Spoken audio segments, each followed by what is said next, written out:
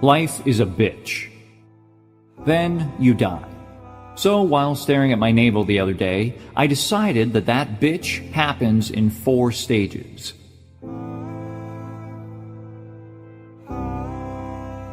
Here they are. Stage 1, mimicry. We are born helpless. We can't walk, can't talk, can't feed ourselves, can't even do our own damn taxes. As children, the way we're wired to learn is by watching and mimicking others. First, we learn to do physical skills like walk and talk. Then we develop social skills by watching and mimicking our peers around us. Then, finally, in late childhood, we learn to adapt to our culture by observing the rules and norms around us and trying to behave in such a way that is generally considered acceptable by society. The goal of Stage 1 is to teach us how to function within society so that we can be autonomous, self-sufficient adults.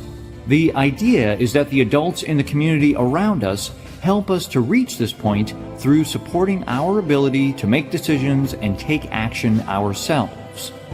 But some adults and community members around us suck. They punish us for our independence. They don't support our decisions, and therefore we don't develop autonomy. We get stuck in Stage 1. Endlessly mimicking those around us, endlessly attempting to please all so that we might not be judged. In a normal, healthy individual, Stage 1 will last until late adolescence and early adulthood. For some people, it may last further into adulthood. A select few wake up one day at age 45 realizing they've never actually lived for themselves and wonder where the hell the years went. This is Stage 1. The mimicry, the constant search for approval and validation, the absence of independent thought and personal values. We must be aware of the standards and expectations of those around us, but we must also become strong enough to act in spite of those standards and expectations when we feel it is necessary.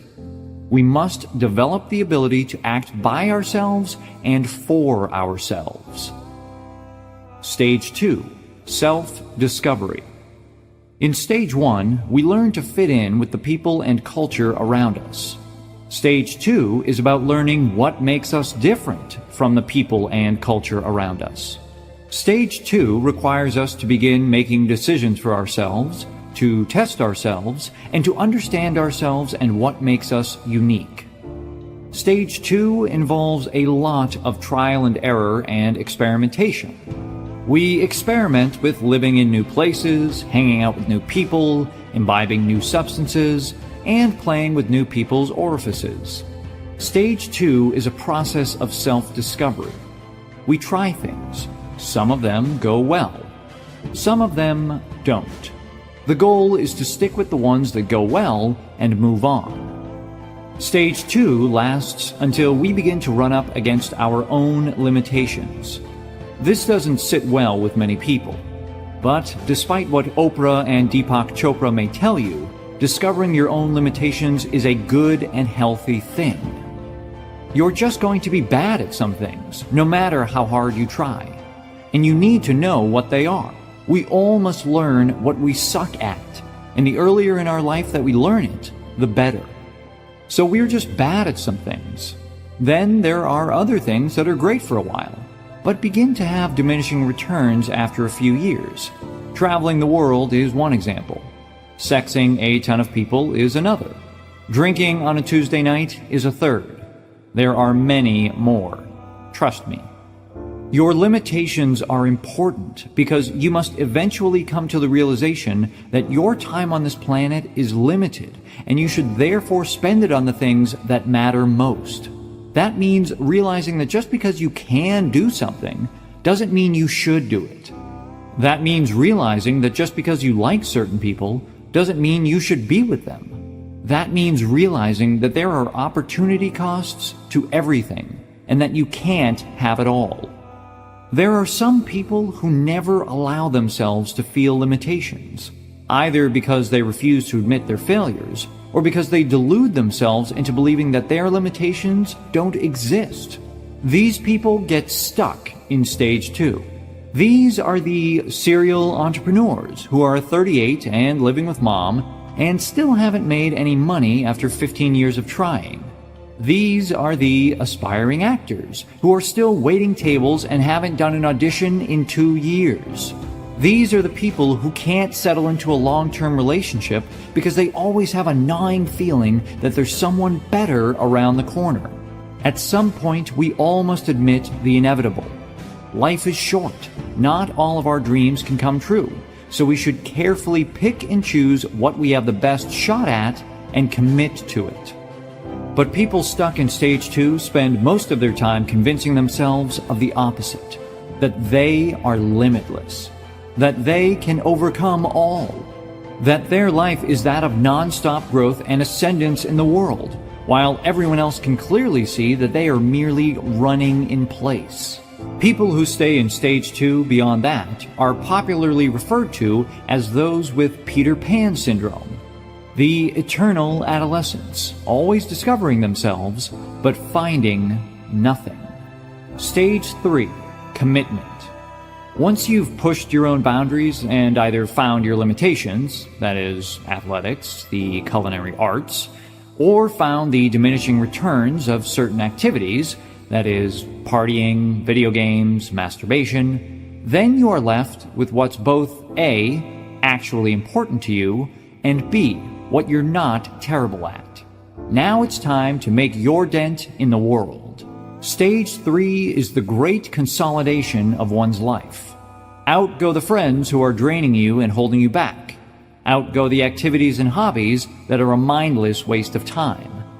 Out go the old dreams that are clearly not coming true anytime soon. Then you double down on what you're best at and what is best to you.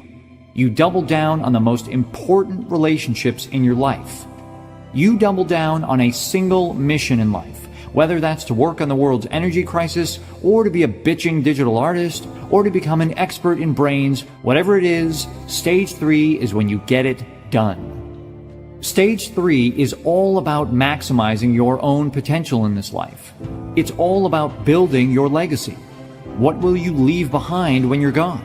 Stage 3 ends when a combination of 2 things happen. Number 1, you feel as though there's not much else you are able to accomplish. And number 2, you get old and tired and find that you would rather sip martinis and do crossword puzzles all day. In normal individuals, stage 3 generally lasts from around 30-ish years old until one reaches retirement age. People who get lodged in stage 3 often do so because they don't know how to let go of their ambition and constant desire for more. This inability to let go of the power and influence they crave counteracts the natural calming effects of time, and they will often remain driven and hungry well into their 70s and 80s. Stage 4. Legacy. People arrive into stage 4 having spent somewhere around half a century investing themselves in what they believed was meaningful and important. They did great things, worked hard, earned everything they have, maybe started a family, or a charity, or a political or cultural revolution or two, and now they're done. They've reached the age where their energy and circumstances no longer allow them to pursue their purpose any further. The goal of stage 4 then becomes not to create a legacy, as much as simply making sure that legacy lasts beyond one's death. This could be something as simple as supporting and advising their now grown children and living vicariously through them. It could mean passing on their projects and work to a protege or apprentice. It could also mean becoming more politically active to maintain their values in a society that they no longer recognize.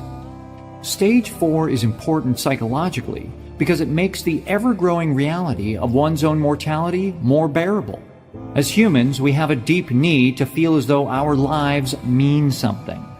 This meaning we constantly search for is literally our only psychological defense against the incomprehensibility of this life and the inevitability of our own death.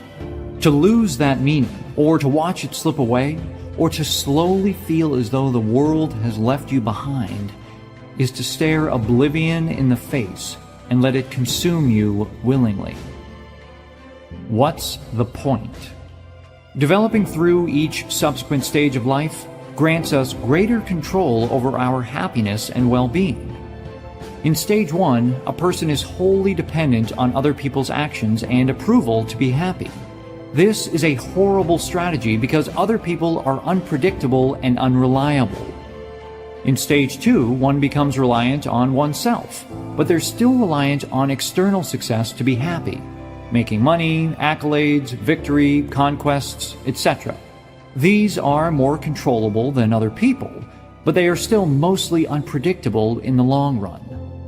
Stage 3 relies on a handful of relationships and endeavors that proved themselves resilient and worthwhile through Stage 2. These are more reliable. And finally, Stage 4 requires we only hold on to what we've already accomplished as long as possible. At each subsequent stage, happiness becomes based more on internal, controllable values and less on the externalities of the ever-changing outside world. The solution at each stage is then backwards. To move beyond stage 1, you must accept that you will never be enough for everybody all the time, and therefore you must make decisions for yourself. To move beyond stage 2, you must accept that you will never be capable of accomplishing everything you can dream and desire, and therefore you must zero in on what matters most and commit to it. To move beyond stage 3, you must realize that time and energy are limited, and therefore you must refocus your attention to helping others take over the meaningful projects you began. To move beyond stage 4, you must realize that change is inevitable, and that the influence of one person, no matter how great, no matter how powerful, no matter how meaningful, will eventually dissipate too. And life will go on.